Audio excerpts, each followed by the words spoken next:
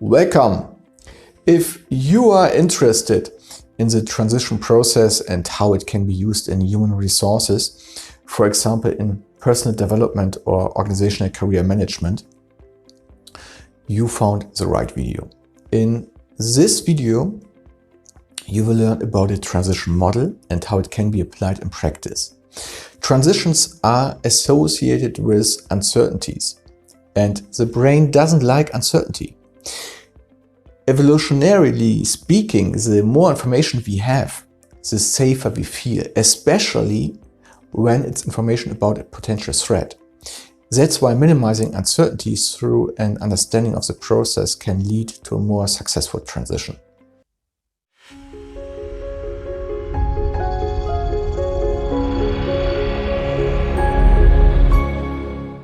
Hello and welcome. My name is Jan Laser. I'm involved in organizational and personal management research, which includes the topic of this video, transitions. So let's jump straight in. There are different conceptual frameworks for the transition process.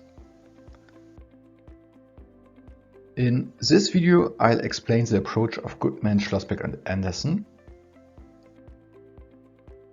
to show how the three phases of the cycle can be applied in the field of human resources, illustrating what successful and unsuccessful transitions look like and what so-called non-event transitions are. Finally, a conclusion is drawn regarding the practical application of the transition approach in organizations. So, let's start with point 1. Goodman, Schlossberg and Anderson's transition cycle. First, the moving out phase can be considered as one possible endpoint, with those involved facing the question of what will come next. At this stage, those affected may, for example, be dealing with feelings of grief and mourning for the old days. Secondly, when entering new situations, moving in, for example, a new team, employees need to learn the ropes in the new system. Care should be taken during the planning process to allow bosses to spend time teaching the new team members what is expected of them. Transitions are often described as turning points or as temporary phase between 2 points of stability. Accordingly, the moving out and moving in phase are viewed as a transition time. However, according to Goodman, Schlossberg and Anderson, the moving through phase of the transition process should also be included in defining the whole transition process. Hence, moving through betwixt or between is the third phase. During this time, employees are confronted with the challenge of how to sustain their energy and commitment to the task and not get bored or feel like that they are not making any progress. In this phase, emotional uncertainty is ameliorated and employees' sense of continuity is strengthened. Life returns to some sense of normalcy. Transition process ends. Next transition begins. So, according to Goodman, Schlossberg and Anderson, people experience a three-phase cycle of transition: moving out, moving in, and moving through. This transition cycle is a model that describes each phase in relation to individual challenges. The current phase influences the next. That is to say, if the moving out phase has been completed successfully, then the probability is higher as compared with a failed moving out phase that the moving in phase will also be successful. The extent to which a new phase is completed as desired depends on the previous phase being coped with more or less successfully. Success breeds success and failure, failure. This illustrates the importance of effective induction of new employees. Without a good induction, the moving in and moving through phases are made more difficult. People may not pass through all the phases. They can skip phases. which is shown here, and the length of the phases may differ. This point will soon be clarified using an example. The next figure provides an overview of the course the transition model takes in context of an employee's career development. An employee's status in the organization hierarchy is shown on the vertical axis, and time passing on the horizontal axis. The dashed lines represent the moving out and moving in phases, and the solid lines the moving through phases. In this example, we start the first transition when employee X joins the company. Employee X should be promoted after a certain period of time, at which point transition 2 begins. This begins firstly with the moving out phase. Employee X must hand over his or her tasks, break away from the previous role, and also from current cooperation in the team constellation. Next, or possibly at the same time, a partial overlap with the moving in phase to the new position occurs, whereby the new rules of the game are learned and new relationships are built. A successful moving through phase follows, successful in that the requirements of the new position are met or exceeded by employee X. In this case, we can speak of a successful transition. If, however, it is determined that the requirements are not being met and employee X leaves the company, then we can speak of an unsuccessful transition. If the second transition has been successful, then employee X will still be in the organization.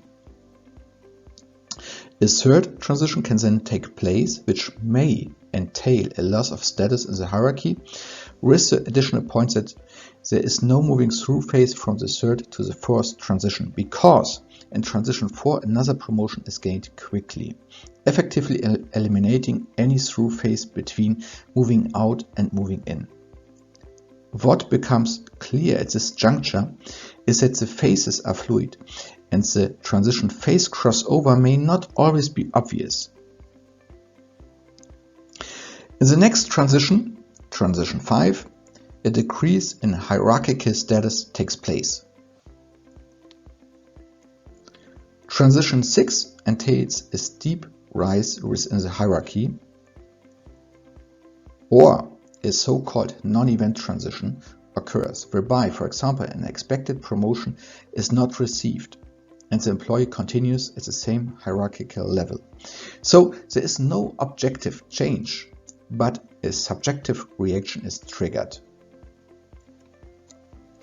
In this last scenario, employee X leaves the organization, taking us to transition 7. It can be recognized then that starting from the idea of the transition cycle, individuals are permanently in transition.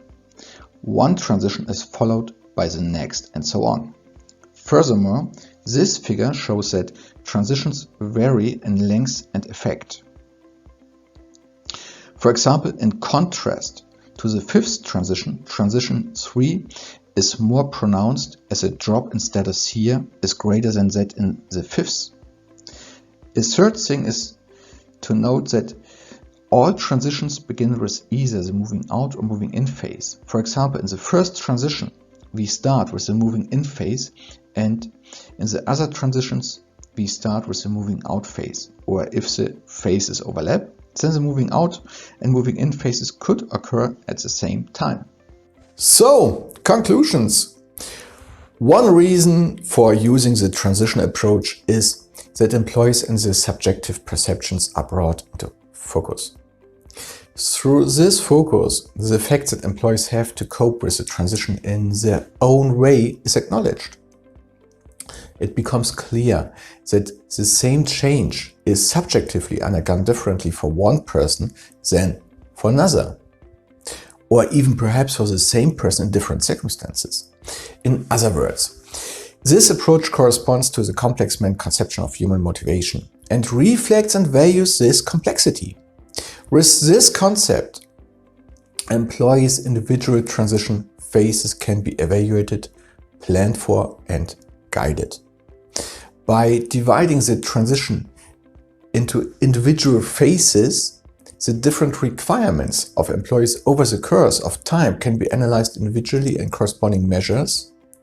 For example, coaching strategies, stress management programs, or workshops for each phase can be implemented.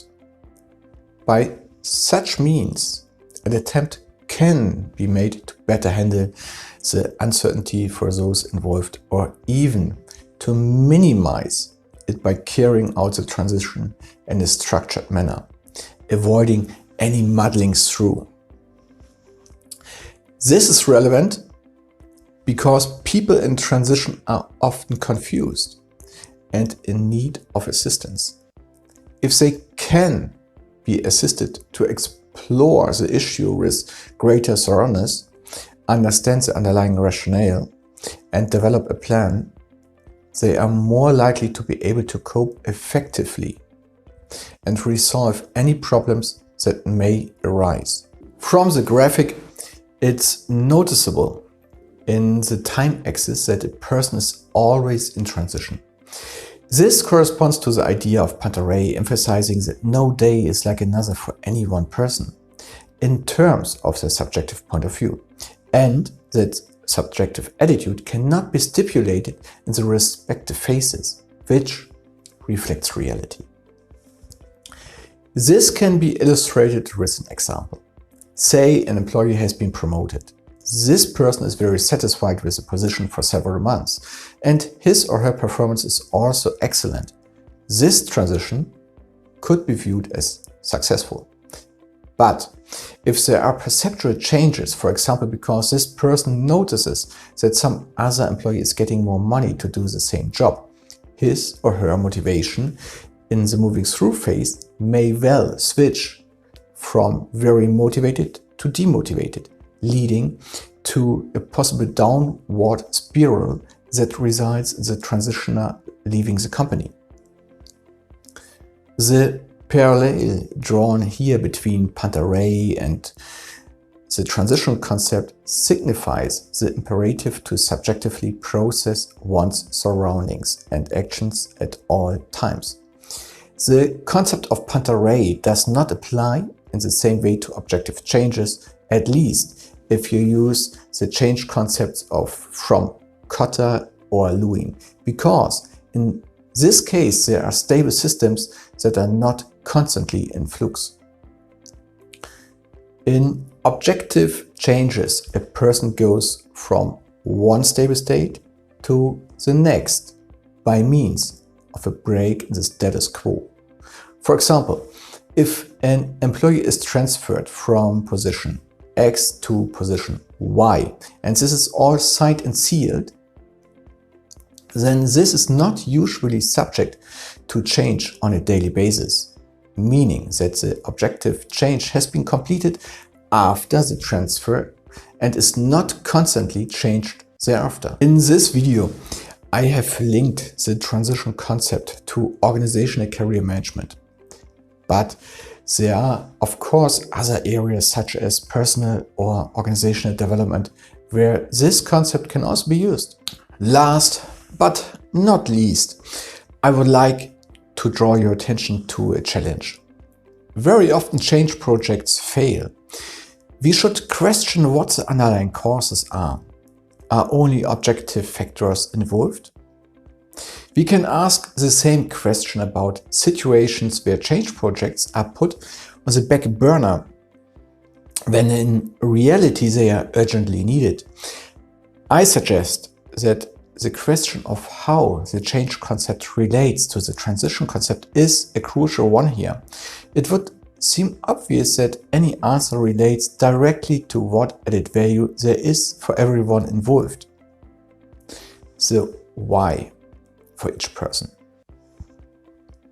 At first glance, an employee might quite reasonably ask, okay, so what's in it for me? What's this big change all about? Is it only happening because the boss has nothing else to do, or is there some benefit for the whole team? Such responses highlight why the subjective focus of transition management is essential to successful objective change. We have to answer that why question for each individual. Thus, the transition approach is suitable for supporting change projects because it focuses on this subjective element. On reflection. However, this question, why is a change relevant for everyone, will not always lead to an easy answer.